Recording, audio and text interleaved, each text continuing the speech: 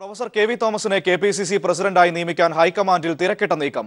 ക്രൈസ്തവ സഭകളും കെ.എം. മാണിയും ബി.ജെ.പിയോട് ചായ്വ് കാട്ടുന്നുവെന്ന ആശങ്ക കണക്കിലെടുത്താണ് കെ.വി. തോമസിനെ കെ.പി.സി.സി അധ്യക്ഷ പദവിയിലേക്ക് കൊണ്ടുവരാൻ ഹൈക്കമാൻഡ് തിരക്കിട്ട ചർച്ചകൾ നടത്തുന്നത്.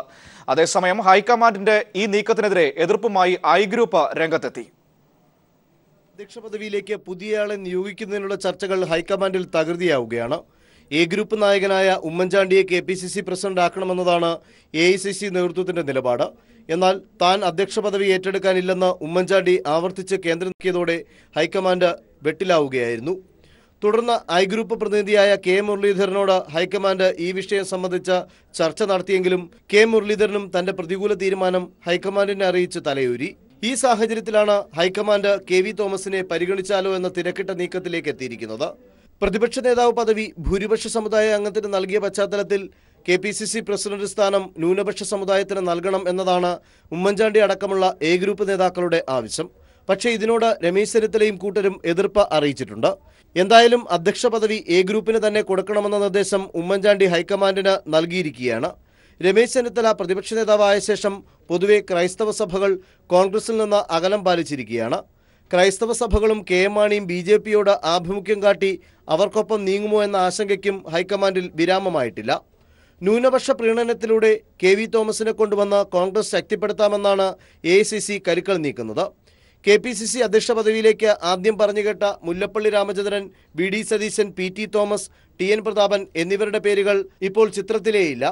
എന്നാൽ കെ. സുധാകരനെ കേന്ദ്രം അവഗണിച്ചിട്ടുമില്ല. കെ.വി. തോമസ് ആണെങ്കിൽ ഐ ഗ്രൂപ്പ് കടുംപിടുത്തം ഉപേക്ഷിക്കുമെന്ന ചിന്തയും ഹൈക്കമാൻഡിനുണ്ട്. കെ.വി. തോമസിന്റെ കാര്യത്തിൽ ഉമ്മൻചാണ്ടിയുമായും രമേശ് ചെന്നിത്തലയുമായും എ.ഐ.സി.സി ആശയവിനിമയം നടത്തി. കെ.വി. തോമസിനെ പ്രസിഡന്റാക്കുന്നതിൽ വി.എം. സുധീരന് സമ്മതമാണ്. Sunil Arumanoor, news bureau, Thiruvananthapuram. സെൻകുമാർ വിഷയത്തിൽ സുപ്രീം കോടതി വിധി അന്തിമമാണെന്നും ഉചിതമായ നടപടി ഉണ്ടാകുമെന്നും മുഖ്യമന്ത്രി പിണറായി വിജയൻ. കോടതി വിധിയുടെ തൊട്ടടുത്ത ദിവസം നടപടി പ്രതീക്ഷിച്ചവരാണ് കാലതാമസം ആക്ഷേപിക്കുന്നതെന്നും മുഖ്യമന്ത്രി മലപ്പുറത്ത് പറഞ്ഞു. അല്ല, അത് സുപ്രീം കോടതിയുടെ വിധിയാണല്ലോ. ആ വിധിയുമായി ബന്ധപ്പെട്ട കാര്യങ്ങൾ പരിശോധിച്ച് ഉചിതമായ തീരുമാനം എടുക്കുക തന്നെ ചെയ്യും. അതിനകത്ത് മറ്റു പ്രശ്നങ്ങളൊന്നും ഇല്ലാത്തത്. അതാർക്കാണ് ആക്ഷേപം? അത് സംബന്ധിച്ച് അതൊക്കെ ഒരു ദിവസം വിധി വന്ന് പിറ്റേ ദിവസം തന്നെ നടപ്പാകുമെന്ന് പ്രതീക്ഷിച്ചവർക്ക് അതിൻ്റെതായ പ്രശ്നങ്ങൾ ഉണ്ടായിട്ടുണ്ടാവും. സെൻകുമാർ വിഷയത്തിൽ കോടതി വിധി പരിശോധിക്കാനുള്ള സംവിധാനം സംസ്ഥാന സർക്കാരിനുണ്ടെന്ന് CPIM സംസ്ഥാന സെക്രട്ടറി കോടിയേരി ബാലകൃഷ്ണൻ. അഡ്വക്കേറ്റ് ജനറലിന്റെ അഭിപ്രായം ഉൾപ്പെടെ ഇക്കാര്യത്തിൽ തേടേണ്ടതുണ്ട്.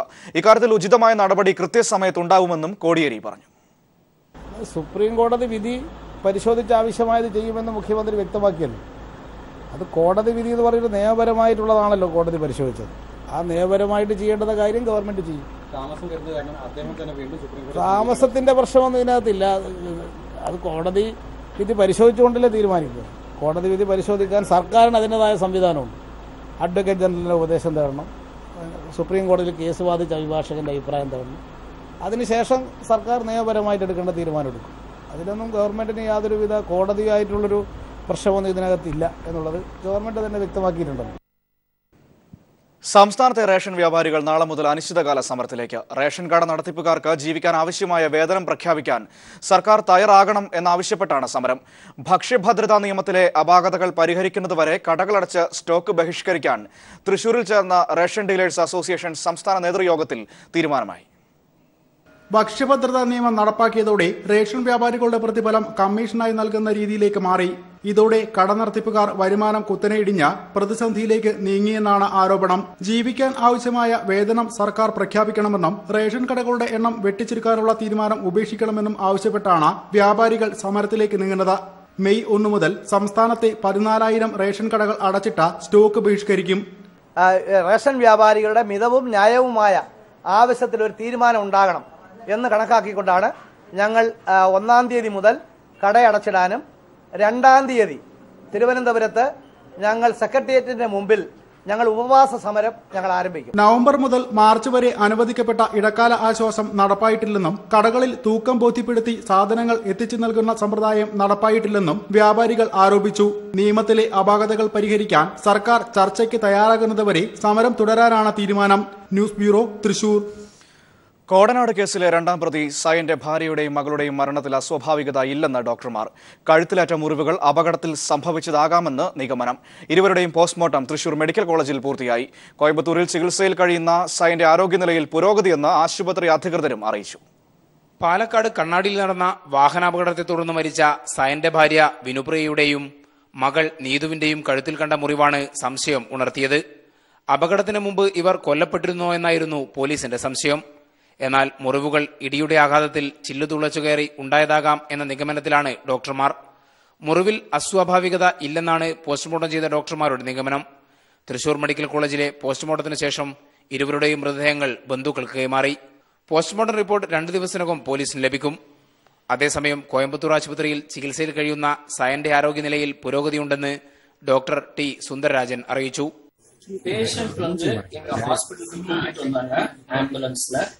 அவங்களுக்கு இப்போ ட்ரீட்மெண்ட் ஆயிட்டு இருக்குங்க. க்ளோஸா மானிட்டர் பண்ணிட்டு இருக்கோம். Patient stable. ഒന്നാം പ്രതി കനകരാജ് മരിച്ചതിലും പാലക്കാട് അപകടത്തിലും ദുരൂഹതയില്ലെന്ന് തമിഴ്നാട് പോലീസും വ്യക്തമാക്കിയിരുന്നു. സയന്റെ ആരോഗ്യനില തൃപ്തികരമാകുന്നതിനനുസരിച്ച് മൊഴിയെടുക്കാനാണ് പോലീസിന്റെ തീരുമാനം. News bureau, Palakkad. തൃശൂർ പൂരം വെടിക്കെട്ട് അനുമതിയുടെ കാര്യത്തിൽ നാളെ തീരുമാനമായേക്കും. പരമ്പരാഗത രീതിയിലുള്ള വെടിക്കെട്ടിന് അനുമതി ലഭിക്കുമെന്ന പ്രതീക്ഷയിലാണ് ദേവസ്വങ്ങൾ.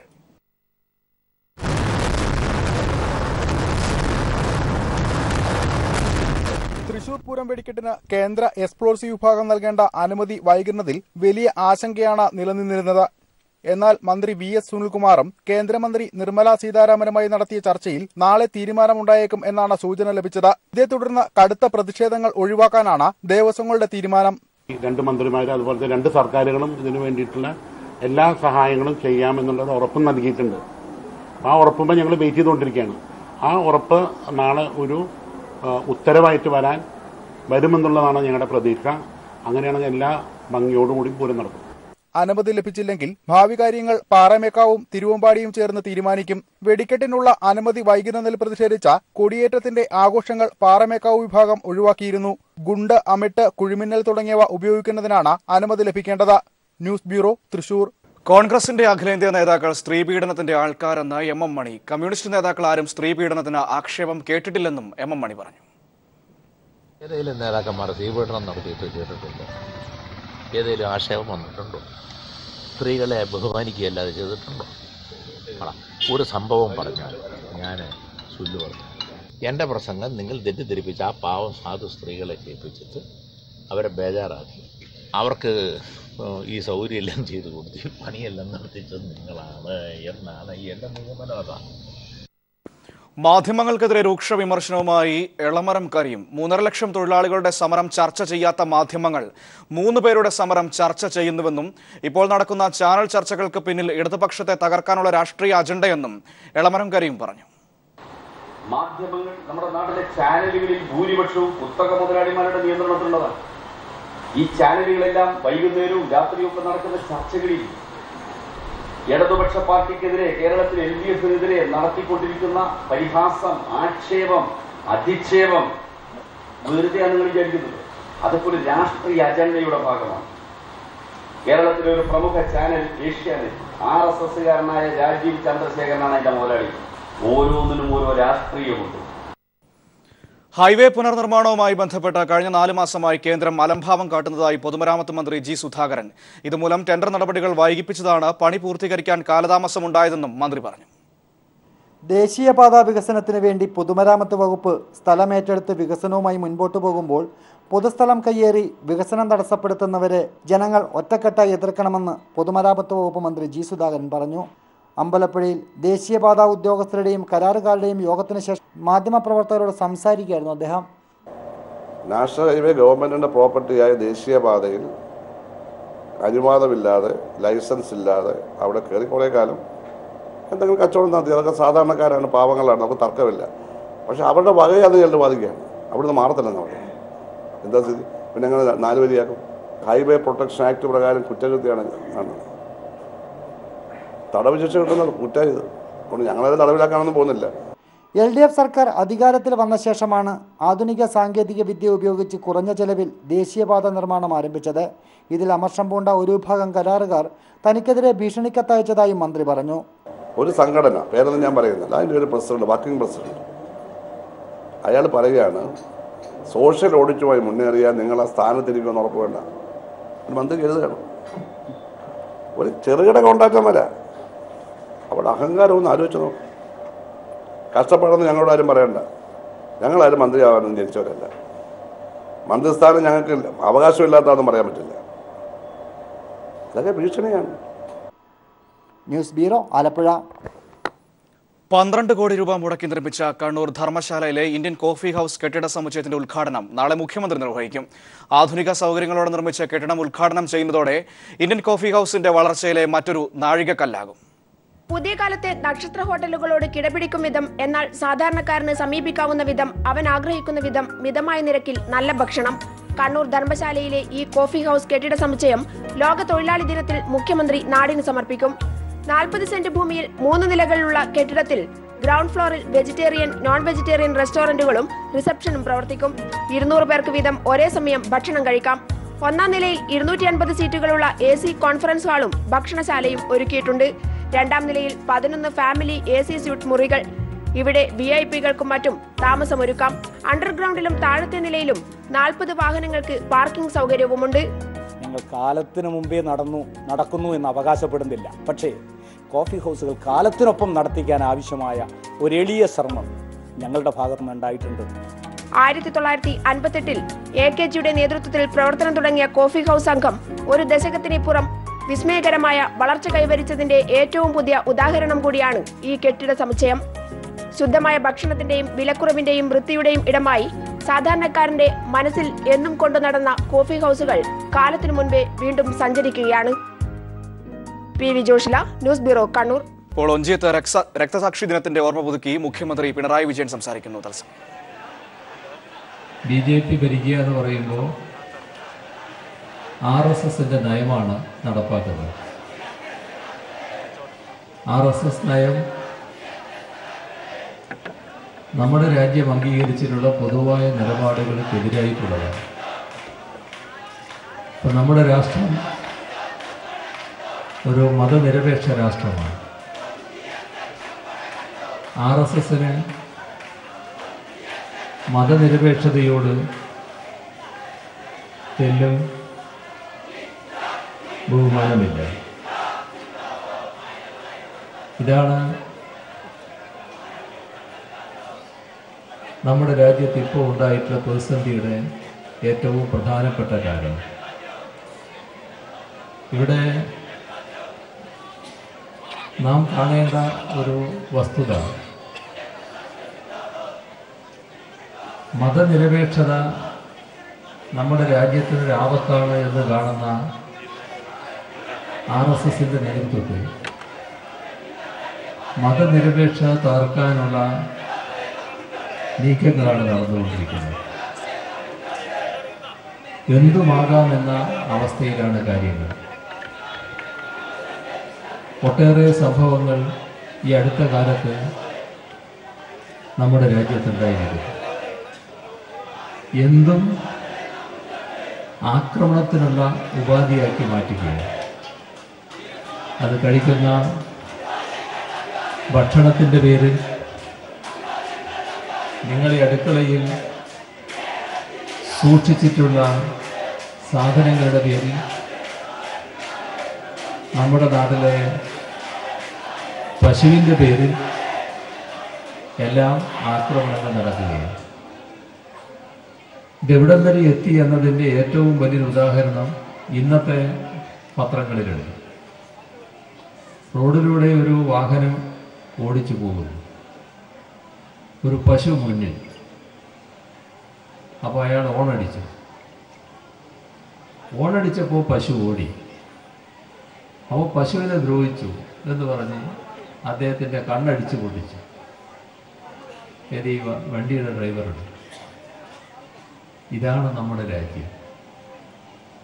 ഇത്തരമൊരു പ്രാകൃതമായ അവസ്ഥയിലേക്ക് രാജ്യത്തെ എത്തിക്കുക.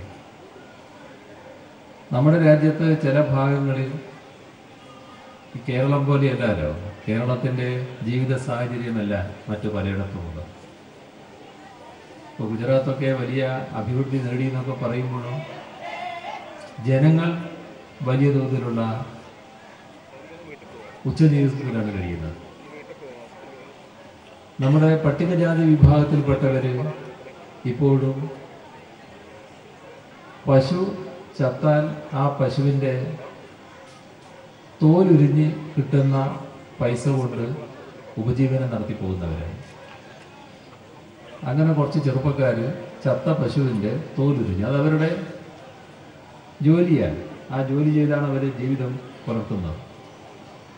4-5 പേര് കൂടി ഒന്നിച്ച് പശുവിൻ്റെ തോലുരിഞ്ഞാൽ കിട്ടുന്ന പൈസ അത് വീതിച്ചെടുക്കും. 100 രൂപയാണ് കിട്ടുന്നതെങ്കിൽ 20 രൂപ വീതം 5 ആളെടുക്കും. ഇങ്ങനെ മാസത്തിലൊരു 2-3 പശു ചത്ത് കിട്ടിയെങ്കിൽ അതൊരു വരുമാനമായി ഇവർക്ക്. ഇതാണ് അവരുടെ ജീവിതമാർഗം. അത് പട്ടികജാതി വിഭാഗത്തിൽപ്പെട്ടവരുണ്ട്.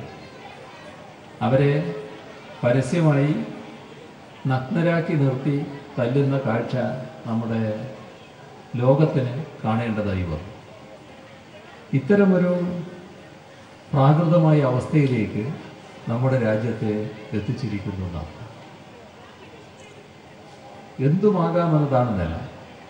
പശുവിനെ വാങ്ങിക്കൊണ്ടുപോകുന്നവർ, പശുവിനെ പോറ്റുന്നവർക്കെല്ലാം അറിയാം, പശു വാങ്ങുകയും ചെയ്യും വിൽക്കുകയും ചെയ്യും.